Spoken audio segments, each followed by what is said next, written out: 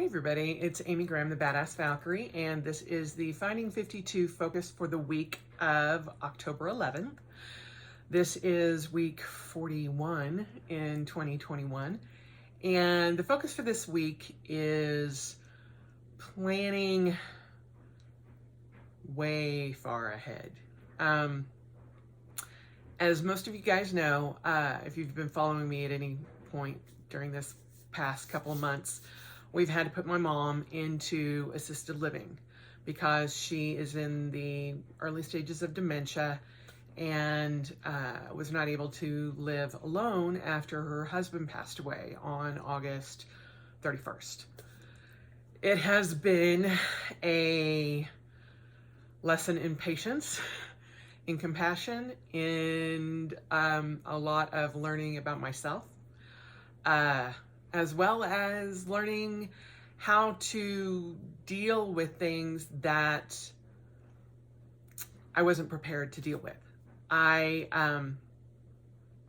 Even within, Greg and I's relationship, and he has been my rock. He has definitely helped me in ways that I can't even describe.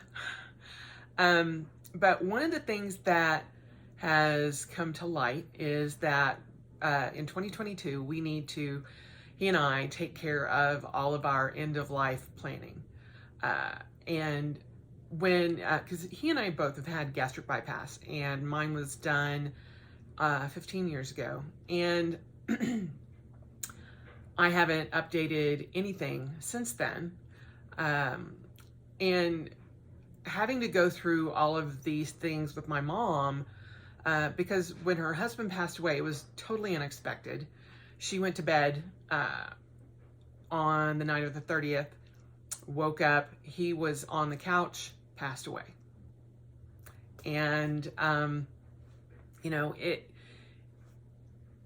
ideally, I would love to just go in my sleep, kind of thing. But then there's a part of me that's like, no, I'm going to go down fighting till the end, kind of thing. But I know that over the past 15 years, a lot of my choices and maybe some of the decisions might have changed. I know that Greg is much better now prepared to handle anything that comes along if I should pass before him. But, there are things that I've also talked to my best friend Kelly about, that, she comes in, she takes care of certain things because I do not want my house to be a shrine to me. I want Greg to move on with his life, that kind of thing. And I know that if he were left full capacity, everything, he'd just be like, nope, I'm not going to change a thing. And I'm like, no, move on, honey, move on. And so when both of us went in, I actually went out and bought a wooden bound notebook, and it's very ornate, it's very pretty, and wrote out what I wanted to happen if something happened to me when I had my gastric bypass. And then he did the same thing when he had his 2 years later. And that's kind of been our, go-to. It's like, okay, well, it's in the book, so, we know. But things change. Even when I started that, I started out wanting this big, huge, funeral, my casket being pulled by a horse-drawn carriage, a Dixieland band, that kind of thing, like a big Southern Louisiana kind of funeral, New Orleans type funeral.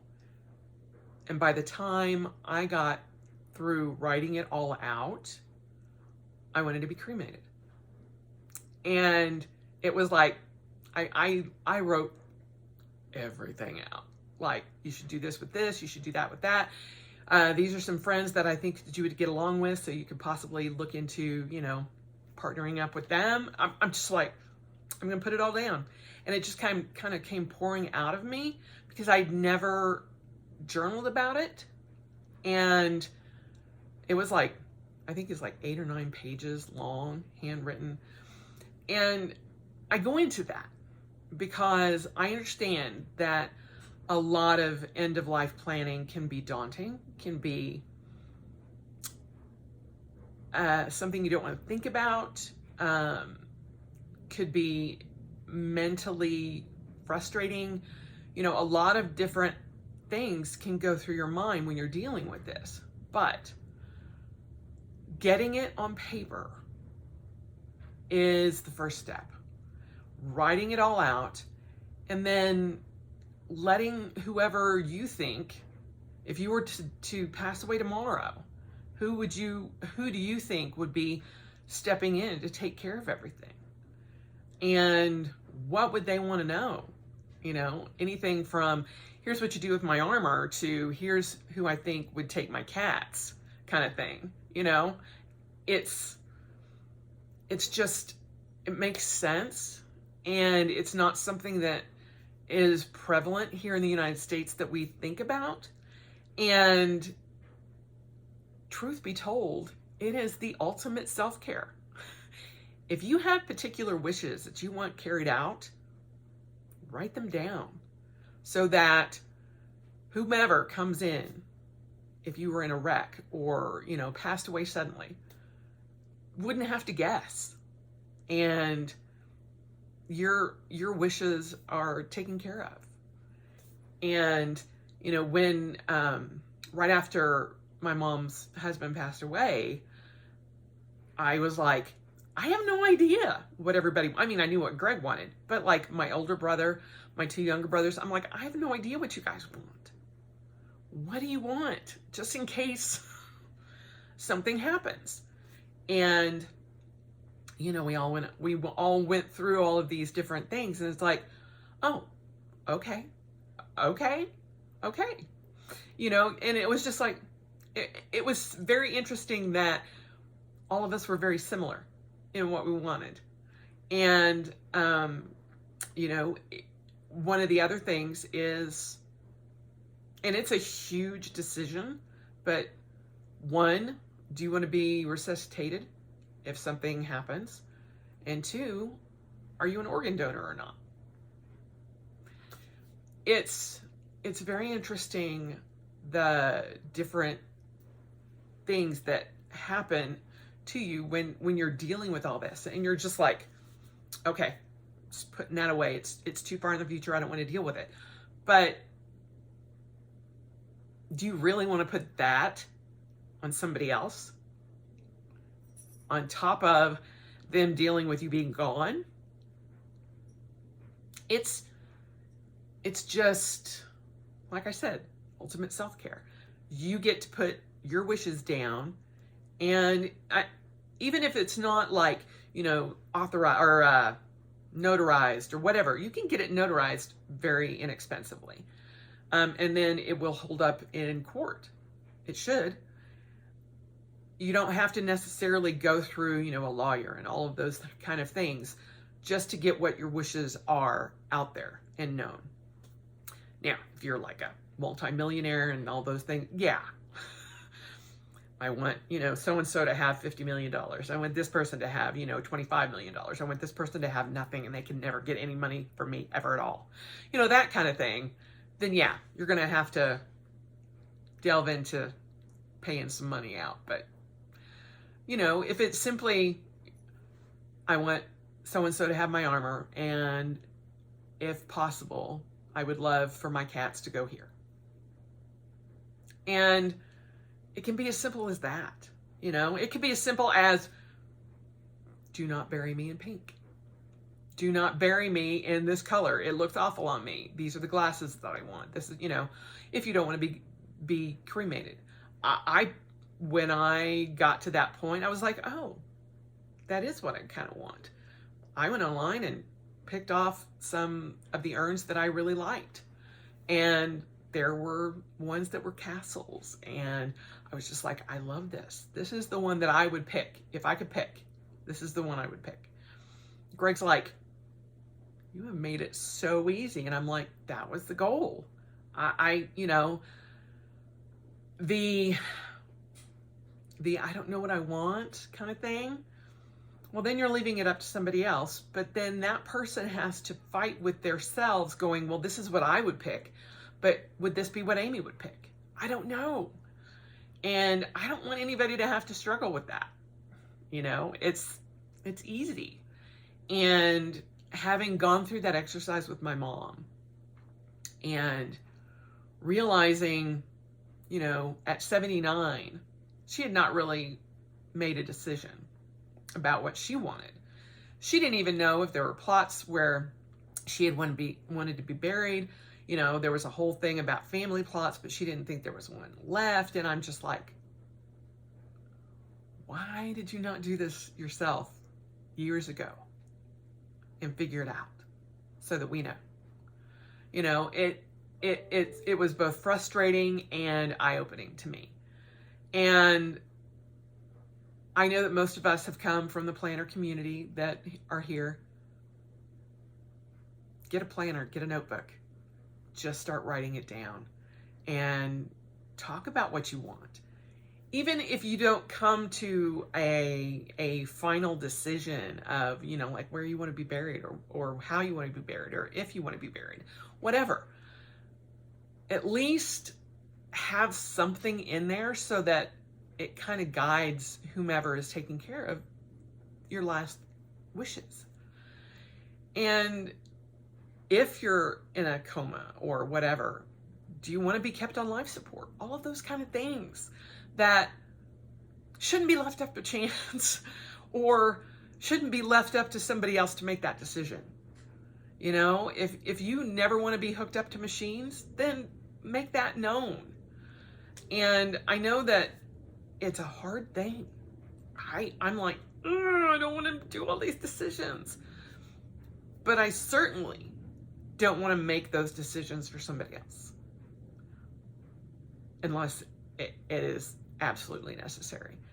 And, you know, that's why I was like, no, Mom, you are not leaving this world until I know what you want. Because, no, you probably wouldn't like my decisions. I'm not going to have you go on to the afterworld and just be like, she chose the wrong dress. No. So I kind of figure it all out. And I go through the dress thing because we've had to cull my mom's clothing down to a third of what it was. And one of the things that, you know, I picked out 2 different options for my brother to just hold on to. And he's like, what are these for? These are way fancy dresses. I'm like, those 2 dresses we could bury Mom in. And he's like, oh. And I'm like, she loves the dresses. I've already talked to her. There you go. He's like, okay. He goes, why are we keeping that? I'm like, there's a reason. Method to my madness. You know, and so it's just all of these weird little things, you know, having to go through every tiny little book and doodad holder and everything, clearing out of her apartment. I'm just like, okay, here's money, here's important papers, here's all of these different things. And I'm just like, Jiminy Christmas, I do not want anybody ever to have to do that for me. I want it clear cut. Here's a filing cabinet. Here's all our files. Here's our will. Here's our DNR, whatever. And I'm just like, it just makes it so much easier. And I bring this into the focus because I know it's a hard thing to get your mind around. But if you can start thinking about it and maybe write some things down, it will take the pressure of that off of you and other people that are in your life. And it will help things move along if something unexpected happened. If I die tomorrow, Greg knows exactly what I want. He knows where all of my paperwork is. He knows, you know, all of my wishes. Well, he knows them as of 15 years ago. one of the things I've got to do is update that book, but then also get an official will, get, all of these different things that I need to have in place for both of us. And, it's something that is one of my goals for 2022. I'll just put it out there right now. Although I am going to have to update certain things, because other piece of news for this week is that, my right hip replacement is now scheduled. I turned 55 on December 13th, and December 14th, here's your new hip. Welcome to being a senior citizen. So the day after my birthday, I get a new hip. So it is what it is. Like, at least I don't have to spend my birthday in the hospital, but I actually am going to be sent home the same day, and I will recover at home. And I already have a brand new walker because my mom had an extra one in her apartment. I'm like, well, we'll be taking that for me. And so the plan is to, between now and December 14th, make sure that, the bedroom is cleared out, and, I've culled all the clothing in there, and I have pathways wide enough in our house for a walker, because I will probably be using that the first week, and then after that, probably not. I'll be on a cane for a little while, but hopefully everything will bounce back. It's funny when my doctor was like, okay, let me see your gait, and he's like, wow, your legs are muscular. And I'm like, yes, they are. He goes, that's going to help a lot. I'm like, yay, good. They're going to have to go through the outside of my hip, and that's where they'll make the incision, but I will be getting a full or a total hip replacement on the right side. And he's like, just so you know, your left one's not looking so great, but we can wait probably a year, year and a half. And I'm like, okay, great, thank you.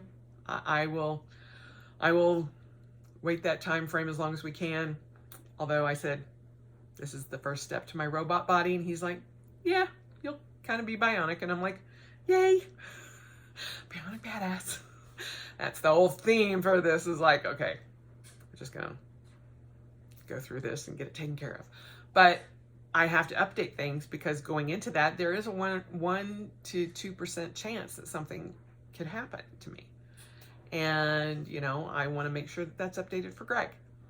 But that's the focus for this week. And I know it's kind of morose, but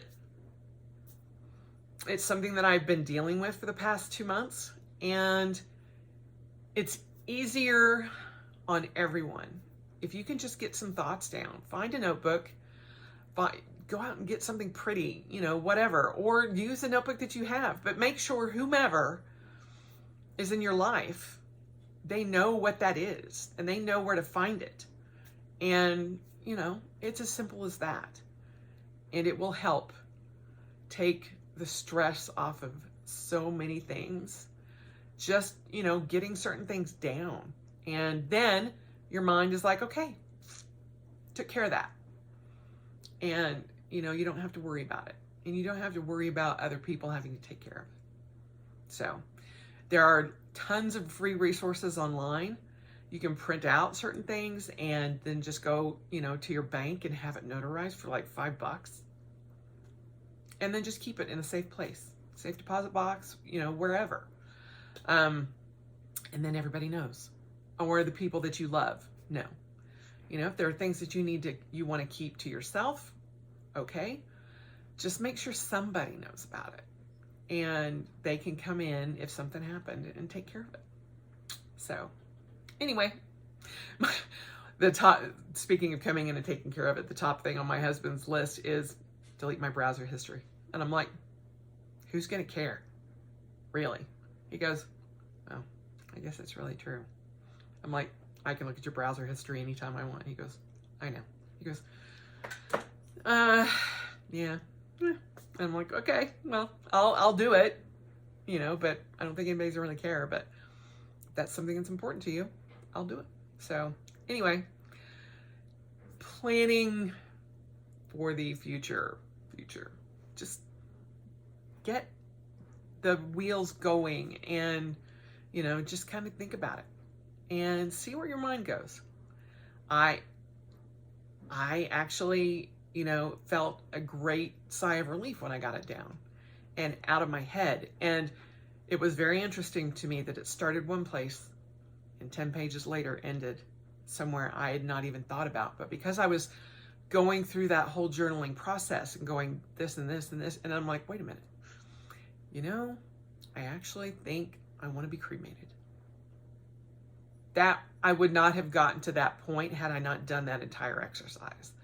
And so just think about it and get some thoughts down on paper so that if something did happen, you are taken care of. Think of it as the ultimate self-care.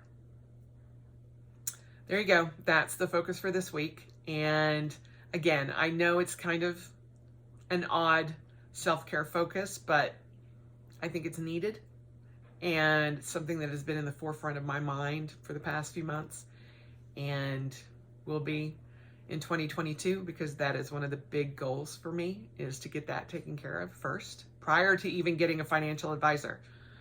I want those documents updated and taken care of. So there you have it. Hope you guys have a great week, and I will talk to you soon.